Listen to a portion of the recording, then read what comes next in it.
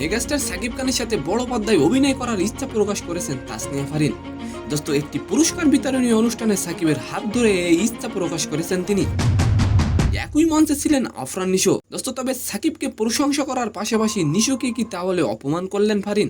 And second নিউজটি থাকবে দোস্ত বিশ্বব্যাপী পরিচিত জনপ্রিয় ইউটিউবার মিস্টার বিস্ট। ইউটিউবে কাজ করে মিস্টার বিস্ট গড়লেন বিশাল বড় একটি রেকর্ড। তো আশা করি নিউজ দুইটি জানতে অবশ্যই ভিডিওটি সম্পূর্ণ দেখবেন। দোস্ত, সদ্যই অনুষ্ঠিত হয়ে গেল মেরিল প্রথম আলো পুরস্কার 2024-এর অনুষ্ঠান।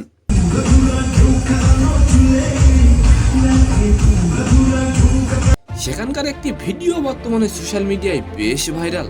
দোস্ত, এই অনুষ্ঠানের মঞ্চে সাকিব খান, ফারিন ও নিশোকে একই মঞ্চে দেখা যায়। এই সময় রীতিমতো আফরান নিশোকে খোঁচা মারলেন তাসনিয়া ফারিন। দোস্ত, নায়ক হিসেবে আপনি কাকে ভোট দিবেন, সাকিব খান নাকি নিশো? অবশ্যই কমেন্ট করে যাবেন। ভাইরাল এই ভিডিওটিতে দেখা যায় ফারিন সাকিবকে বলেন, আপনার নেক্সট সিনেমায় আমি কি অডিশন দিতে পারি? দোস্ত, এর পরপরই পাশ থেকে নিশু বলেন এখন তাকে দেখেই কাজ করতে হবে। দোস্ত, এই কথা বলার পরপরই তাসনিয়া ফারিন বলেন, তোমার সাথে কাজ করা কি আর কারোর স্বপ্ন থাকে? সাকিবের সাথে কাজ করার স্বপ্ন সবারই থাকে। দোস্ত, আর এবার আলোচনা করব মিস্টার বিস্টকে নিয়ে। দোস্ত, মিস্টার বিস্ট এখন বিলিনিয়ারের কাতারে।